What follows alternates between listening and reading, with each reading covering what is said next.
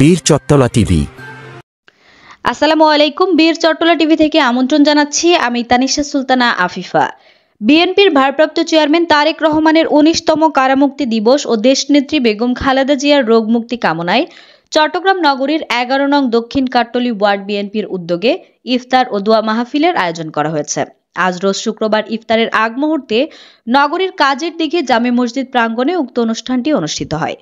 অনুষ্ঠানে উপস্থিত ছিলেন ১১ নং দক্ষিণ কাট্টলী ওয়ার্ড বিএনপির সাবেক আহ্বায়ক সাইফুল আলম, নগর ছাত্রদলের সাবেক সহসভাপতি শাহিন হায়াত, ওমর সওদাগর, যুবদল নেতা মঞ্জু আলম, আশিক, আমজাদ হোসেন নিপু, রাজু, মাহমুদ, জেবিন, শালেক। পাহাড়তলী থানা কৃষক দলের সাধারণ সম্পাদক মোহাম্মদ ইসমাইল, ১১ নং ওয়ার্ড কৃষক দলের সাধারণ সম্পাদক ফরিদ, গোলাম রাব্বানী রবিন, রনি, জিসান। আমাদের আরও খবর পেতে চোখ রাখুন বীর চট্টলা টিভিতে। ফেসবুকে ফলো, ইউটিউবে সাবস্ক্রাইব করুন।